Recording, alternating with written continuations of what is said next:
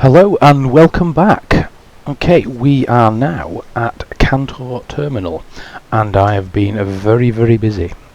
If I go into my section across here, from my Sidewinder where we'd only got a couple of missions under our belt, I've been busy just whizzing around doing every mission possible.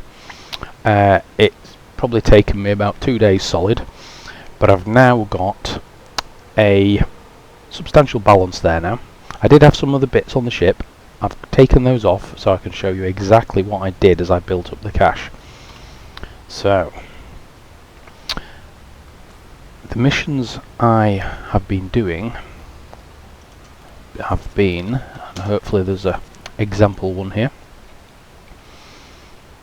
And is there going to be? Yes, there we go. You see these rebel transmission ones, and there's a black box mission as well.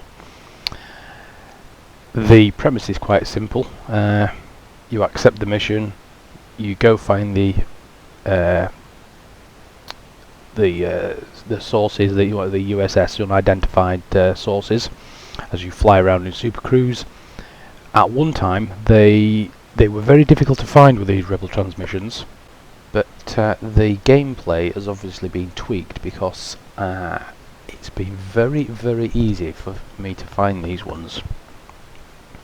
Right, we're not going to accept that one. So as you can see, that was 10,000. Some of the other ones I've been doing have been 16,000. I think there was a 20,000 one as well.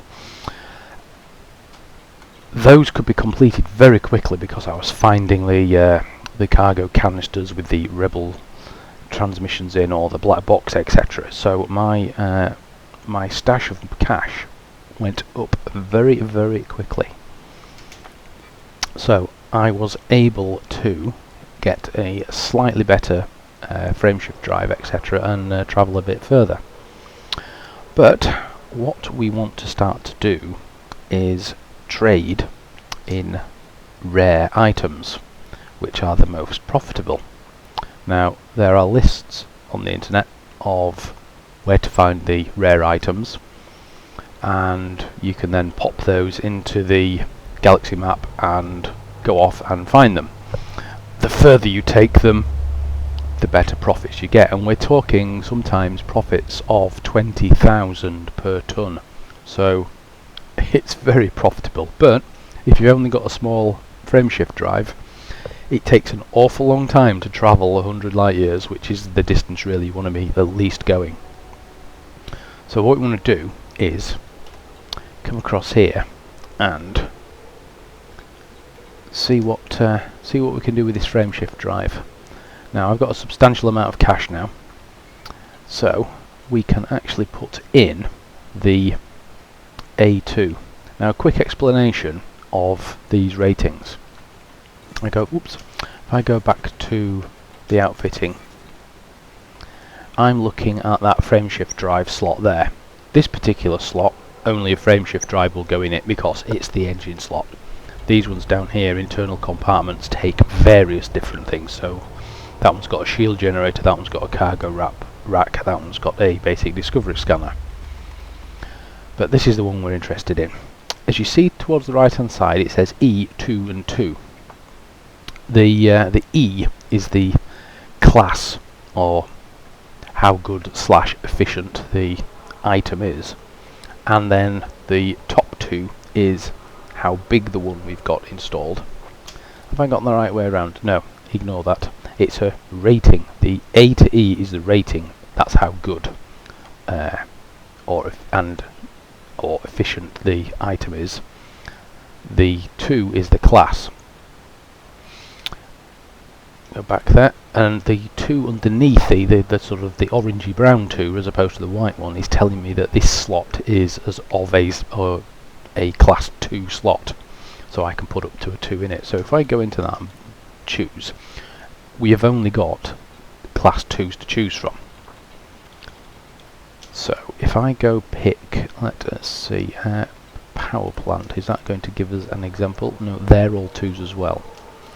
Okay, let's see if we can find an example of what I'm talking about. Here we go. This internal compartment is a class 2. In here we have got, let us pick one type of thing, hatch breaker. Will that be a, yes, hatch breaker. See, that hatch breaker there is a class D, rating D class 1. So it's slightly better than the E, but obviously there is C, B and A above it. It's also size 1, so the value is 1200. We move up to there. You see, we've stayed at the class 1, so it's sort of, it will fit in a class 1 slot, and obviously a class 2 because this is a class 2 slot. But it's the next rating up, costs a little bit more. So going back to the frameshift drive, we don't have to look at the sizes or the classes.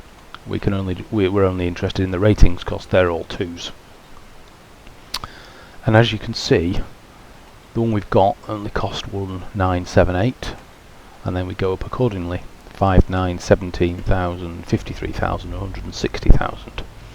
If we look at the stats on the right hand side, they're changing. So at the moment it's a mass of 2.5 tons is the actual item, and the optimal mass is 48 tons. If you look down to the far bottom right, laden says 7.56. That's just above where it says my 938,000 credits. So we can jump 7.56 with our 4 cargoes at the moment that we've got in here. If I move down to the highlight the class 2D, then if you look, the FSD optimal mass has gone up, so it's capable of shifting a greater mass. But if you look at the laden, it has now gone up to 9.21, and as we move down the frameshift drives, keep an eye on that laden one, and it's going up and up. Look, we're up to 13, up to 16. So I'm going to put that one in, so we can jump 16. Now what we need to do is the same sort of process on the rest of the equipment, but instead of having the best one, the frameshift drive, the A2, what we want to do is just try and maximise that laden jump distance, because that's the key. So go up to the power supply. If you look, we've got an E2 in there. Go in, and we have a selection.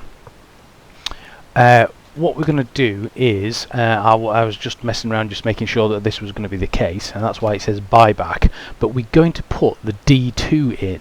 Now if you look at the tons, the E2, the standard one, 2.5 tons. Okay, we could put the A2 in, and it would be a lower tonnage, 1.3. But I'm not too bothered about having the super duper power supply at the moment, so I'm going to go for the D2. It's only 1 ton, so we do that, and the laden has now gone up to 17.36. Now we go down and we'll do that with the rest. So thrusters, same again, D2, that's the lowest one out of the list there, 1 ton. Okay, that's the thrusters. Frameshift drive, obviously we talked at length. Life support. Now what E1? Let's have a look at this. Again, yeah. We can go from 1.3 tons down to 0.5 tons by picking the D. So choose that, and if you look down at the bottom right hand corner now, we are up to 18.3. Power distributor. Yep, again, D1. Sensors. Now sensors, there isn't a D.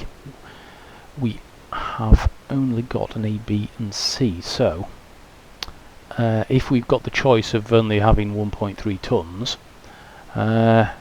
it comes down to cost. We could spend 20,000 or we can spend 3,000. I'm not really bothered at this stage of having the beefed up sensors, so we'll just go for the C. Okay, there we go. Fuel tank we're going to leave there. Basic discovery scanner. Again, we'll go for the D because it is the lowest tonnage, and obviously we've looked at the cargo racks. So now we have got best frameshift drive we can put in there to maximise the range, and the most optimal rest of the equipment. power supply, thrusters, etc, etc. Have a look at that laden jump range now. 19.1. That is tons better. So go across to panel number 4, the status there. As you can see, we've actually still got quite a bit of cash left there. Now, what we should really be doing with that cash now is seeing if we can upgrade the ship, because it's all well and good having the biggest ranged sidewinder, but if we're going to carry a bit more cargo than 6, which is if we want to have a look at trading some rares, which is going to be the one of the next things to make some serious money, we need to be carrying more than that. So what we're going to do, if you join me next time, I shall be looking at getting a hauler or possibly an adder. We'll have a little look, see what we can see, and then we can do the same process on that ship.